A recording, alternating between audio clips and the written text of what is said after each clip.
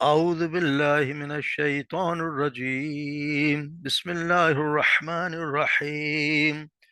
وما أرسلنا قبلك إلا رجالا نوحي إليهم فاسألوا أهل الذكر إن كنتم لا تعلمون وما جعلناهم جسدا لا يأكلون الطعام وما كانوا خالدين ثم صدقناهم الوعد فأنجيناهم ومن نشاء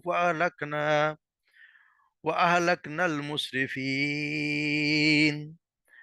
لقد أنزلنا إليكم كتابا فيه ذكركم أفلا تعقلون وكم قصمنا من قرية كانت ظالمة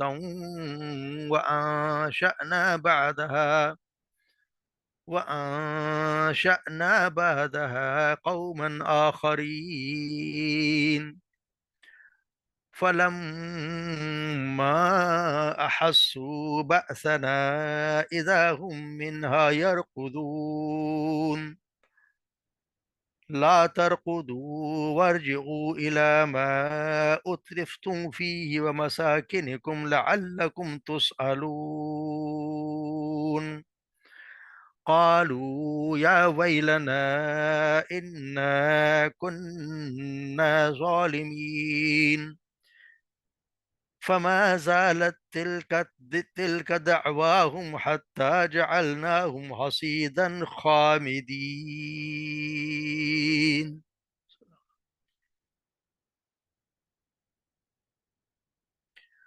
وما ارسلنا اور نہیں بھیجے ہم نے قبل کا آپ سے پہلے رجالن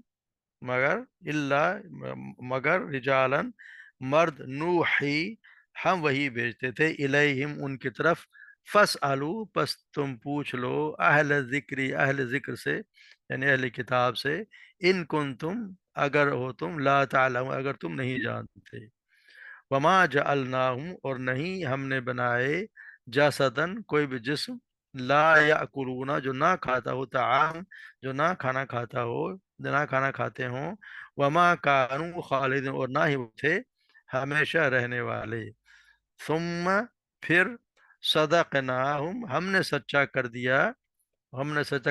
انہیں ان کے لیے وعدہ فانجیناہم پس بچا لیا نجات دی ہم نے انہیں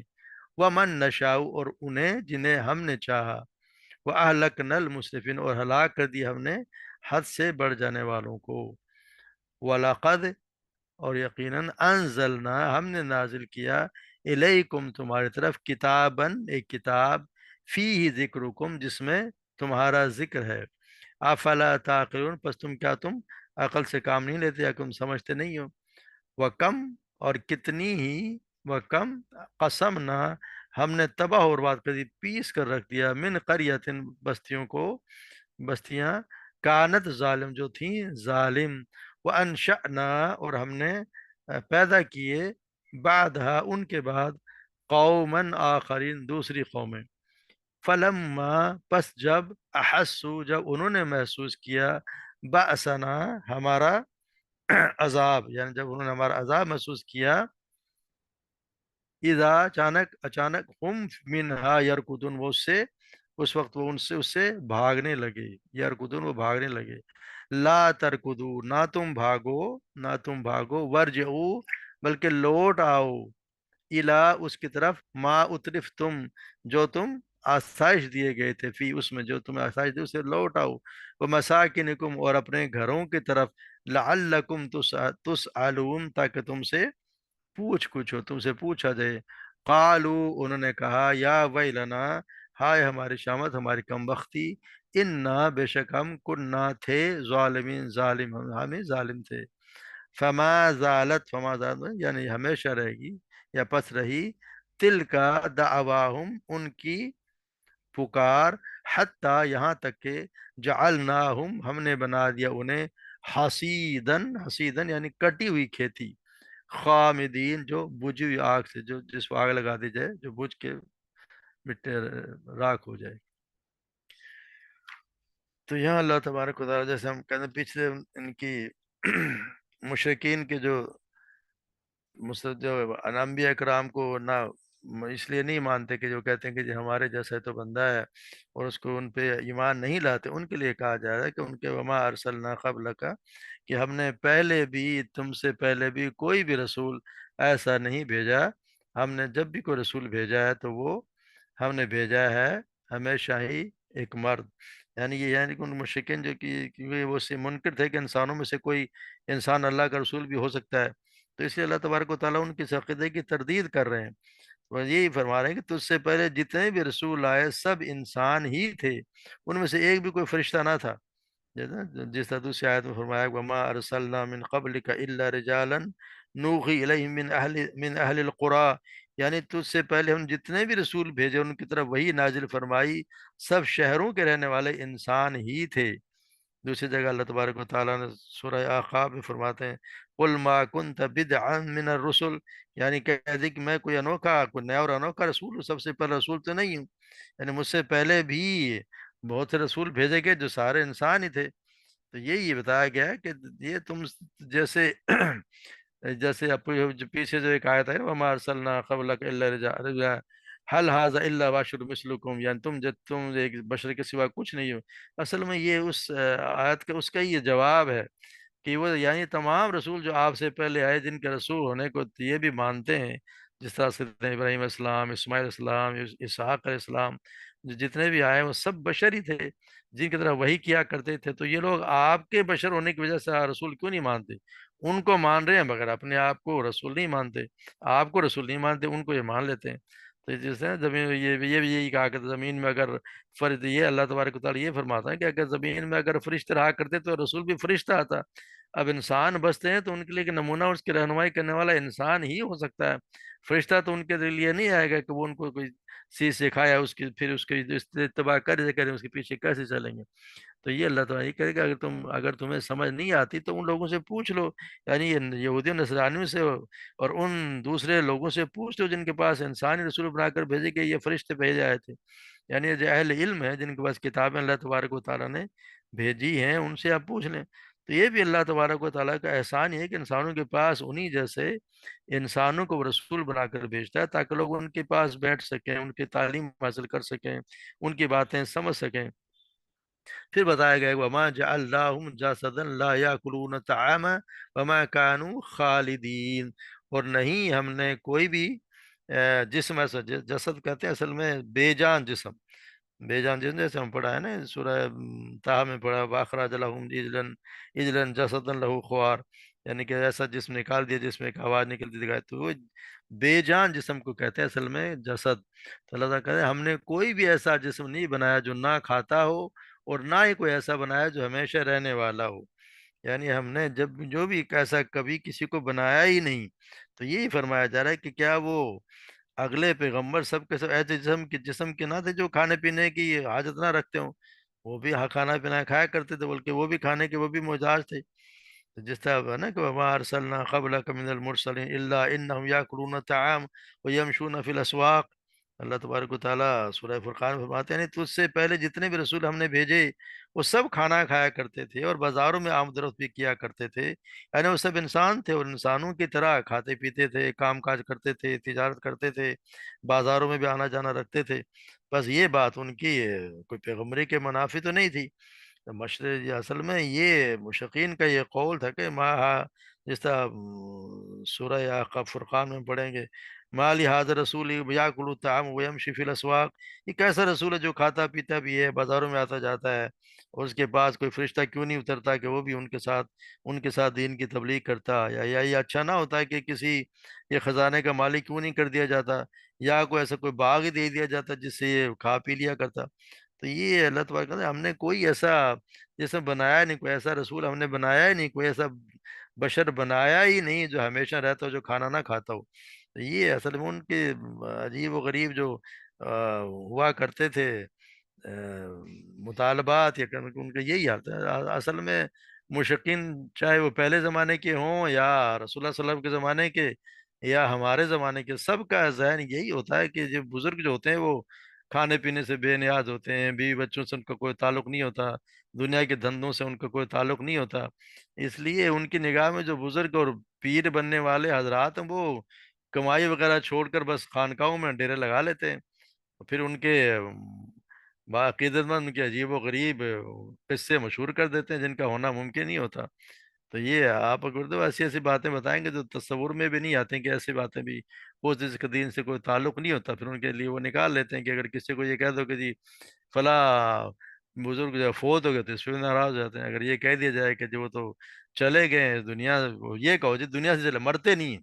وہ کہتے ہیں یا اللہ کے ولی جو مرتے نہیں ہیں بلکہ ایک گھر سے دوسرے گھر کے منتقل ہو جاتے ہیں.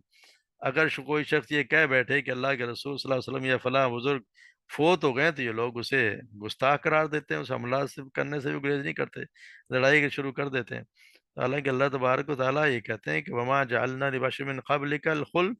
افئن مت فہم الخالدون، اور ہم نے تجھ سے پہلے کسی بشر کے لیے ہمیشہ کی نہیں رکھی، سو اگر اگر تو آپ مر جائیں تو یہ ہمیشہ رہنے والے ہیں، یعنی آپ بھی مر جائیں گے یہ بھی مر جائیں گے. تو اللہ تبارک و تعالیٰ خود فرما رہے کہ ہم نے کوئی بھی جسم ایسا نہیں بھیجا جس نے کوئی ہمیشہ یہاں رہنا ہو. تو ممکن ہی نہیں ہے کہ کوئی یہاں پہ ہمیشہ ہمیشہ سر ایک دن چلے جانا ہے. وما قانو خار کوئی بھی ایسا جو چلنا رہے ہو. پھر ثم صدقناہم الوعد فانجیناہم ومن نشاء اہلکنا المسرفین. اور پھر ہم نے جو ہے وہ اپنے وعدہ پورا کیا، یعنی ہم نے جو ہے وہ ان سے وعدہ سچا کر دیا جو ہم نے انہیں، اور ہم نے انہیں نجات دی اور اسے بھی جسے ہم چاہتے تھے، اور ہم نے حد سے بڑھنے والوں کو ہلاک کر دیا. یعنی کہ یہ لفظ یہ رسول نے کہ پھر کا مطلب یہ پھر جب آیا تھا اس کے لفظ کا آنے کا سبب یہ ہے کہ رسولوں کی مخالفت ہوئی، انہیں ستایا گیا، جنگیں بھی ہوئیں، پھر آخر کار ہم نے ان سے مدد کا جو وعدہ کیا تھا وہ پورا کیا. سو ہم نے رسولوں کو نجات دے دی اور ان کو بھی جنہیں ہم چاہتے تھے، یعنی اللہ تبارک نے رسولوں کو تو نجات دی ہی دی، ان کے ساتھ جنہیں چاہتے تھے ان میں سے رسولوں کے ماننے والے بھی تھے، مسلمان بھی تھے، اور وہ بھی تھے جو آپ صلی اللہ علیہ وسلم پہ یا رسولوں پہ ایمان نہیں لاتے تھے، انہیں بھی اللہ تبارک و تعالیٰ نے نجات دی. اس کی وجہ یہ تھی کہ کفار میں سے وہ بھی جنہیں آئندہ ایمان لانا تھا یا جن کی اولاد کو ایمان کی توفیق ملنا تھی، تو اللہ تبارک نے انہیں بھی نجات دے دی. عربوں پر سب کو ہلاک کرنے والا عذاب نہ آنے میں یہی حکمت تھی کہ اللہ تبارک و تعالیٰ جو ہے وہ، کیونکہ ان کے بعد ہم پڑھتے ہیں نا کہ جیسے آپ صلی اللہ علیہ وسلم جب طائف سے بڑا ان کو تنگ کیا، اگر وہاں سے واپسی پہ فرشتہ آیا اور اس نے کہا کہ اگر آپ حکم دیں تو میں دو پاڑک دے ان کو پیس کے رکھ دوں، تو آپ نے یہ فرمایا تھا کہ یہ مجھے نہیں جانتے مگر ان کی مجھے امید ہے کہ اللہ تبارک و تعالیٰ ان سے ایسی اولاد پیدا کرے گا جو ایمان لائیں گے اور اللہ پر ایک اللہ پر یقین رکھیں. تو ایسا ہی ہوا، آپ دیکھ رہے ہیں کہ انہی کی اولاد ہے جو آج وہاں پہ موجود ہے. تو اللہ تبارک و تعالیٰ نے انہیں نبیوں کو بھی نجات دی اور ان لوگوں کو بھی جنہیں اللہ تبارک و تعالیٰ نے چاہا، اور ان کو جو تھے مسرفین حد سے بڑھنے والے انہیں پھر اللہ تبارک و تعالیٰ ہلاک کر دیتے ہیں. جو حد سے زیادہ بڑھ جائے اور جو اس میں زیادہ بہت زیادہ بدماشیاں کرنے لگے تو پھر اللہ تبارک و تعالیٰ اس کو جو ہے وہ ہلاک کر دیتے ہیں. پھر فرمایا لقد انزلنا الیکم کتابا فیہ ذکرکم، پھر ہم نے تم پہ نازل کی تمہاری طرف ایسی کتاب جس میں تمہارے لیے نصیحت ہے. یعنی کہ اللہ تبارک و تعالیٰ نے ایسی کتاب نازل کی ہے جس میں تمہارا ذکر بھی، افلا تم جو ہے وہ کیا تم سمجھتے نہیں ہو. تو اس کے یہاں پہ ان کے سب کفار کی تمام پریشان جتنی باتیں ان کو سب کا اکٹھا جواب آپ صلی اللہ علیہ وسلم اور قرآن کے متعلق جو کہا کرتے تھے کہ خوابوں کی باتیں ہیں یا من گھڑت باتیں ہیں یا جادو ہے یا شاعری ہے. تو یہاں فرمایا کہ قرآن کا ان میں سے کسی بات کا بھی کوئی تعلق نہیں ہے، بلکہ ہم نے تو تمہاری طرف ایسی کتاب نازل کی جس میں تمہارا ہی ذکر ہے، تمہارے ہی حالات اور زندگی کے معاملات پر بحث کی گئی ہے، انہی کے متعلق تمہاری رہنمائی کی گئی ہے. اس میں خواب جادو یا شاعری کی کون سی بات ہے، کیا تم سمجھتے نہیں ہو. تو یعنی کہ یہ معنی یہ بھی ہے کہ ایمان لانے کی صورت میں کتاب ساری دنیا میں تمہاری ناموری اور شہرت و عزت و شرف کا باعث بھی ہے. جیسا کہ آپ صلی اللہ علیہ وسلم کو دوسری جگہ مخاطب کر کے فرمایا گیا انہ لذکر ذکر لک ولقومک، یعنی بے شک یہ قرآن تیرے لیے اور تیری قوم کے لیے عزت و شرف کا باعث ہے. ذکر کا ایک معنی ہے جس طرح پر نصیحت بھی ہے کہ نصیحت کر، کیونکہ یقیناً نصیحت ایمان والوں کو نفع دیتی ہے. تو یعنی کہ یہ بلا شبہ یقیناً ہم نے تمہارے طرف ایسی کتاب نازل کی ہے جس میں تمہارے طرف نصیحت کا سامان بھی ہے، یعنی کہ اب ذکر ہے تو اس میں ساری انسان کی ہی کے لیے باتیں کی گئی ہیں، کہ انسان کے لیے اسی کے لیے ہر چیز ہے، تمہارا دین ہے، تمہاری شریعت ہے، تمہاری باتیں ہیں۔ پھر تعجب کی بات یہ ہے کہ اس نعمت کی قدر نہیں کرتے، اور بلکہ بجائے اس کی قدر کرنے کی اس کی مخالفت کر رہے ہیں۔ تو پھر آگے فرمایا کہ بابا، اور پھر اللہ تبارک و تعالیٰ فرمایا وَكَمْ قَصَمْنَا مِنْ قَرْيَةٍ كَانَتْ ظَالِمَةً وَأَنشَأْنَا بَعْدَهَا قَوْمًا آخَرِينَ، اور کتنی ہی بستیوں کو ہم نے پیس کر رکھ دیا۔ قسم نہ کر پیس کے کسی کو تباہ و برباد کر دیا، اس کے ایسی قوم کا ہم نے تو ان کو ایسی بستیوں کو جو چورا چورا کر دیا۔ تو جیسے بہت سی نوح علیہ السلام کے بعد بھی بہت سی بستیاں جو ہلاک کر دی گئیں، ان میں سے کتنی بستیاں تھیں جو پہلے بہت عروج پر اور پر رونق تھیں، با رونق بھی ہوا، اگر رونق پر بھی تھیں، پھر وہاں سے لوگوں کے ظلم کی بنا پر ہم نے انہیں تباہ و برباد کر دیا، یعنی بھوس اڑا دیا، یعنی آبادی جو تھی ویرانی اور رونق سناٹے میں بدل گئی۔ ان کی ہلاکت کے بعد ان لوگوں کو کون دوسروں کو جانشین بنا دیا، ہے نا؟ وَأَنشَأْنَا بَعْدَهَا قَوْمًا آخَرِينَ، ان کے ہم نے دوسروں کو اٹھا دیا جو ان کے جانشین بن گئے۔ تو ہوتا یہی ہے کہ جب ایک قوم تباہ ہو جاتی ہے تو اللہ تبارک و تعالیٰ دوسرے کو لے آتے ہیں، دوسرے کے بعد تیسرے کو، ایسی طرح آتا رہتا ہے۔ تو جب یہاں یہ بتایا تھا کہ جب ان لوگوں نے عذاب کو آتا دیکھ لیا، جب اپنے کانوں سے انہوں نے سن لیا عذاب کی آواز یا آنکھوں سے دیکھ لیا، تو پھر ان کو یقین ہو گیا کہ اب جو ہے وہ عذاب آئے گا۔ تو اب انہوں نے پھر اللہ تبارک و تعالیٰ نے نبی کے فرمان کے مطابق اللہ کے عذاب آ گئی تو اس سے گھبرا کر پھر وہ وہاں سے بھاگنے لگے، ادھر ادھر دوڑ دھوپ کرنے لگے۔ تو اب کہا ان سے کہا جا رہا ہے کہ بھاگو دوڑو نہیں، بلکہ اپنے محلات اور اپنی وہ جو عیش و عشرت کے سامانوں میں پھر جاؤ، تاکہ تم سے سوال و جواب ہو جائے کہ تم نے اللہ کی نعمتوں کا شکر ادا کیا بھی یا نہیں کیا۔ یہ فرمان بطور ڈانٹ ڈپٹ اور انہیں ذلیل کرنے کے لیے، تو کہ تم جاؤ موج کرو جہاں پہ تم بڑی عیاشیاں کیا کرتے تھے، تمہارے بڑی مجلسیں لگا کرتی تھی، نوکر چاکر تمہارے آگے پیچھے گھومتے تھے، اور تم سمجھتے تھے کہ ہم ہمیشہ انہیں گھروں میں رہیں گے۔ تو جاؤ تاکہ اب پوچھیں ہو جاؤ، دیکھیں جا کے کون تمہارے پاس آ کے کھڑا ہوتا ہے اور تم سے حکم لیتا ہے۔ تو یہاں ان کو اصل میں ڈانٹ پر ان کی توہین کی جا رہی ہے، ان کے ساتھ حقارت سے ان کو کہا جا رہی ہے۔ اور کہ قالوا یا ویلنا، پھر وہ کہیں گے قالوا یا ویلنا انا کننا ظالم، پھر وہ خود ہی اعتراف کریں گے کہ ہائے ہائے ہمارے کم بختی، ہم نے جو ہے وہ ہم خود ہی جو تھے وہ تو ہم ظالم تھے۔ لیکن اس وقت تو کوئی فائدہ نہیں ہوتا کہ بدکار قومیں جب بھی گناہوں کا اعتراف کرتے ہوئے اس طرح واولہ مچاتی ہیں، مگر اس وقت جب گناہ آ گیا، عذاب اللہ تبارک و تعالیٰ کا عذاب آ گیا، عذاب گھیر لیتا ہے، تو عذاب کے آنے کے بعد کسی کا بھی توبہ کرنا اور اس کا جو ہے وہ کوئی نفع اس کو نہیں پہنچاتا۔ پھر ہوتا یہی ہے کہ قالوا یا فما زالت تلك دعواهم حتى جعلناهم حصيدا خامدين، پھر یہ ہوتا یہی ہے کہ پھر ہمیشہ ہمیشہ ہمیشہ ایسا ہی ہوتا ہے کہ فما زالت اس کو کہتے ہیں جس طرح زالت کا مطلب ہمیشہ ہمیشہ کے لیے، یعنی پھر نہیں ہوگا تل کا دعوت ان کی پکار یہاں تک کہ آ جائے کہ حسیدن حامدن، حسیدن کسی کو درانتے سے کسی کو فصل کو کاٹ دینا، یعنی کاٹ دیا گیا، اور خامدین جیسے کسی کو جلا کے راکھ کر دینا۔ تو اسی طرح یہ کہا تھا کہ جب پھر اقرار کریں گے گناہوں کا،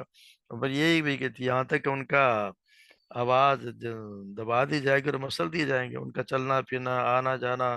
بولنا چلنا سب یہ ایک دم سے بند ہو جائے گا، یعنی وہ اس طرح ہو جائے گا جیسے کٹی ہوئی کھیتی کو کاٹ دی جیسے یہاں کچھ تھا ہی نہیں، یا جلا کے جیسے ہم دیکھتے ہیں کہ ہمارے یہاں فصل جب کاٹی جاتی ہے تو بعد میں جو کچھ بچتا ہے بھوسا اس کو جلا دیتے ہیں کھیتوں میں، تو بچتا ہے کیا ہے کہ راکھ پڑی ہوتی ہے۔ تو اسی طرح ان کا حال بھی یہی ہوتا ہے کہ وہاں پہ سوائے ان کے خالی گھروں کے ان کو کچھ بھی نہیں بچتا۔ تو یہ اللہ تبارک و تعالیٰ انہیں سمجھا رہے ہیں کہ تمہارا حال بھی آپ صلی اللہ علیہ وسلم کے مشرکین مکہ کا ہے، جو بھی نبی پہ ایمان رہتا ان کا حال یہی ہونا ہے کہ ایک دن یہی ہوگا کہ وہ اپنے آپ پہ اپنے بربادی پہ روئیں گے بھی اور خود اعتراف کریں گے کہ ہم ظالم ہیں، مگر اس وقت ان کا فائدہ کوئی نہیں ہوگا۔ تو اللہ تبارک و تعالیٰ ہمیں بھی صحیح معنی میں سمجھ عطا فرمائے، اور اس پر ایمان لانے کی، اس پر عمل کرنے کی توفیق عطا فرمائے، اور ہمیں ان لوگوں سے بچایا، جہنم کے عذاب سے بچایا، جنت الفردوس میں داخل کر دے۔ وما علینا الا البلاغ۔